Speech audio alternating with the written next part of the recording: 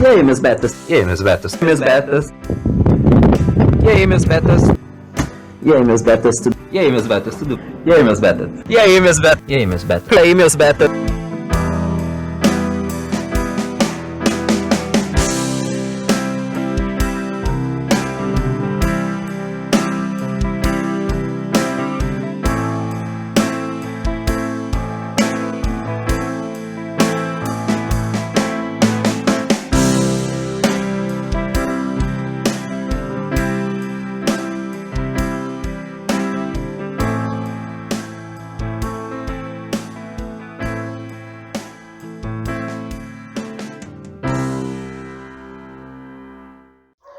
E aí, meus betas, tudo bem com vocês? Sou Scott, como vocês já sabem.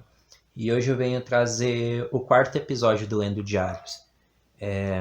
Como eu falei no episódio anterior, todo esse processo está sendo bem pesado para mim, porque eu tô tendo que relembrar. Assim, tem coisas que eu relembro e são bacanas de relembrar, mas tem algumas coisas que são bem pesadas mesmo, tá? Então, eu vou continuar aqui. Agora eu tô no diário de 2017, tá? Então, vou falar algumas coisas aqui e vou compartilhar com vocês. Na tarde do dia 15 de abril, era para os meus amigos aparecerem na social do meu aniversário. Mas de amigo só foi a Isabela Patini, então ela aproveitou para ver o filme que lança hoje. No caso é que na época eu tinha produzido Confissões de um Coração, Luz na Escuridão, o filme, inclusive a Pato faz parte. E para quem não sabe, Isabela Patini é a Pato, tá? Do Iguana e Patinho. Eu não sei se você... E justamente o nickname Patinho veio por causa de Patini, que é o sobrenome dela. E nesse dia ela foi lá pra comemoração do meu aniversário, uma das únicas amigas que foi. E aí ela assistiu Confissões de um Coração. Ele estava para ser lançado, só que aí ela assistiu antes. Aqui eu falo, no final o Bruno apareceu, mas eu não sei quem é esse Bruno que apareceu, eu não consigo lembrar. Não consigo lembrar quem é o tal do Bruno que apareceu. Então, vamos relevar. Continuando. Mas existe algo que me incomoda muito, a mãe do Gui. Na época eu namorava o Guilherme Rafael. Inclusive já tem vídeo aqui no canal. Eu não excluí os vídeos antigos, só para deixar bem claro. Então tem um vídeo chamado Conhecendo Namorados, parte 1 e 2, em que nós gravamos lá no Parque da Cidade, aqui em São José dos Campos. Mas enfim, na época, eu não sei se eu vou falar aqui, mas eu vou fazer um breve resumo. O que acontece era o seguinte... 2017 eu já tinha me entendido, me encontrado, tanto na questão de identidade de gênero quanto na questão de sexualidade. Então eu estava sossegado. Eu me privava de demonstrações públicas. Isso até hoje eu tenho esse problema, esse bloqueio de demonstrações públicas com quem eu me relaciono. Não sei explicar. Inclusive eu acho que eu vou até conversar com a minha psicóloga sobre isso, porque, por exemplo... eu não tenho problema de sair e ficar, tipo, abraçar o meu parabatai na rua, tipo, meu irmão, que é o Paulo, que é esse daqui. Eu não tenho tanto bloqueio, principalmente se a gente estiver com outros amigos, eu não tenho tanto bloqueio. Eu me sinto seguro com o Paulo. Mas quando eu tô num relacionamento, eu tenho um pouco desse bloqueio, sabe? De ficar agarrado e tudo mais. Isso independente, seja com uma mulher ou com um cara, tá? Só para deixar bem claro. É um bloqueio meu que até hoje eu não consegui descobrir o que aconteceu e o porquê continua acontecendo isso comigo. Mas eu me sinto muito estranho. Eu tenho tentado mudar aos poucos, eu tenho tentado me forçar, né? Mas justamente por eu estar, teoricamente, me forçando a me acostumar com isso, é complicado, porque aí vem as lembranças, porque eu já quase quebraram minha coluna e tudo mais. E aí o Guilherme, ele namorava comigo, porém ele não tinha falado pra ninguém da família dele, porque, né, pra família dele ele tinha que ser o hétero e tal. Continuando. Hoje percebi que algumas pessoas se auto-intitulam cristãs, mas não são. São pessoas que usam a religião para explicar seus preconceitos e forma... Calma aí, refazendo. Hoje percebi que algumas pessoas se auto-intitulam cristãs, mas não são. São pessoas que usam a religião para explicar seus preconceitos e fico me questionando se posso ser amigo de alguém com uma família de preconceitos. É complicado isso, porque eu tive amigos LGBTs durante a minha vida e todos eles foram tratados bem pela minha família. Então, quando eu vejo uma família que destrata ou que não trata com carinho, não vai destratar, mas também não trata com carinho, fica tipo super neutro com a pessoa só por causa da sexualidade dela, da identidade de gênero, ou usam a religião para explicar a ignorância e os assassinatos e o derramamento de sangue, isso para mim é extremamente destrutivo. Poxa, qual preconceito vai destruir a minha amizade com o Gui? Essas coisas me magoam, pois essas pessoas são assassinas. É engraçado, porque aqui eu falo minha amizade com o Gui, mas na verdade eu tava namorando o Guilherme nessa época. Entendeu? Eu tava namorando o Guilherme. Inclusive, nesse dia, ele dormiu na casa da minha tia comigo e tudo mais, né?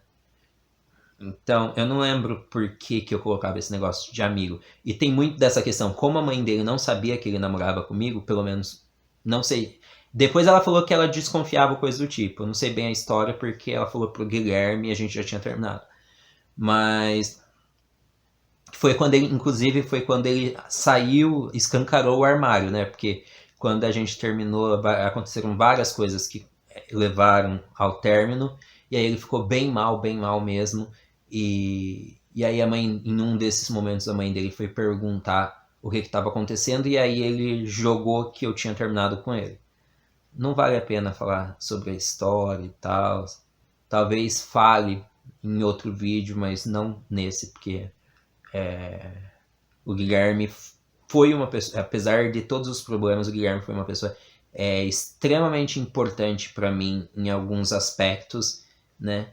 E tem uma coisa em especial que me marcou, que graças à ajuda dele eu consegui vencer uma fase que estava sendo muito difícil para mim, então, né? Mas enfim, eu não lembro porque nessa época eu falava que eu escrevia que tratando ele como amigo. Inclusive, se for ver no diário, tem uma foto nossa aqui, que a gente tava junto, né? Mas enfim. 20 de abril de 2017. Eu não sei, me senti como se o meu relacionamento já tivesse acabado. Essa coisa toda do Gui se esconder nos defeitos da mãe dele.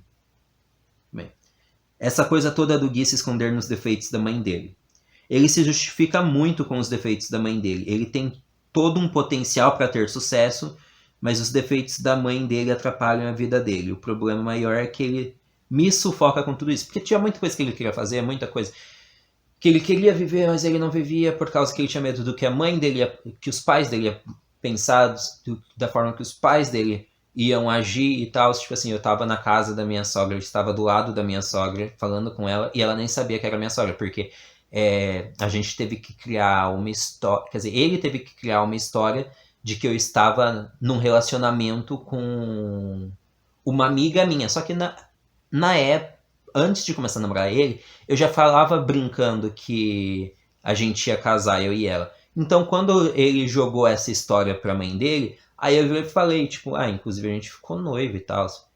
E aí, só que eu usava de fato uma aliança, né? No dedo de casamento, que nos Estados Unidos o noivado, a mulher usa, aliás, o anel de noivado solitário fica na mão esquerda e não na direita. Aqui no Brasil, namoro e noivado é direita e só casamento é esquerda. Só como eu sigo mais algumas das tradições americanas, então a do noivado ficava ali. E eu usava por usar, porque eu gostava.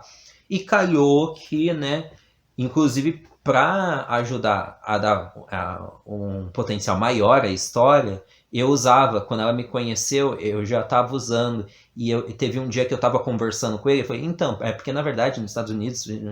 E aí ela apareceu, ela chegou a conhecer a Bárbara, porque quando a Thaís casou com o Lucas, eu falei em um dos... Não lembro se foi na primeira ou na segunda parte. Em algum vídeo eu já falei que... Da minha amiga Thaís, né? E ele foi comigo no casamento. Deu vários desentendimentos e tal. E a Bárbara foi junto porque a Bárbara é amiga da Thaís. E aí na hora de voltar, os pais dele deram carona pra mim e pra ela. E aí deu várias coisas, mas continuando aqui. Só que uma coisa me feriu muito e foi a frase: eu só uso preservativo quando pedem. Eu fiquei muito chateado porque ele falava, a forma que ele se portava como se ele fosse uma pessoa extremamente experiente, e não sei o que mais, e blá blá, e mimimi e tal. Depois de muito tempo, depois que a gente terminou, depois de muito tempo, ele veio falar que ele só falava isso porque...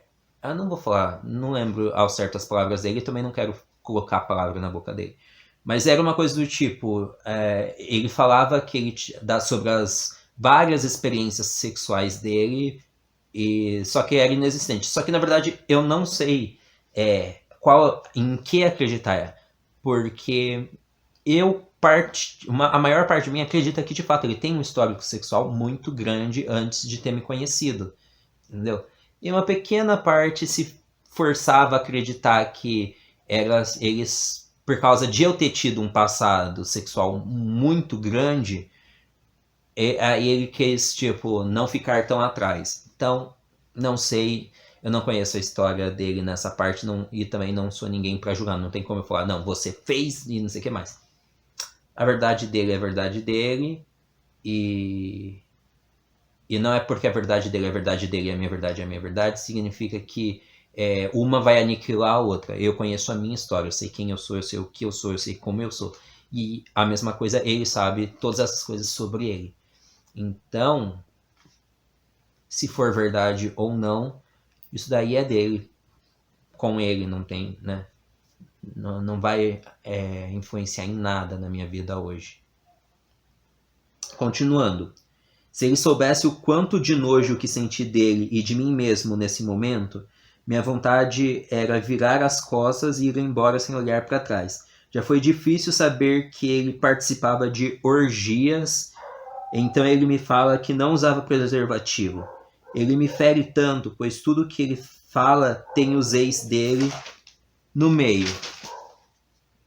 Nesse caso da orgia, ele nem namorava com o cara, mas transava com o cara e amigos, porque ele falava que ele transava com um cara lá e que esse cara sempre chamava amigos e tal, e aí eles ficavam juntos e tal. Continuando. Isso dói tanto, são coisas e comentários que não preciso saber. Desde que me assumi trans, sinto que ninguém ficará comigo e que ficarei sozinho para sempre.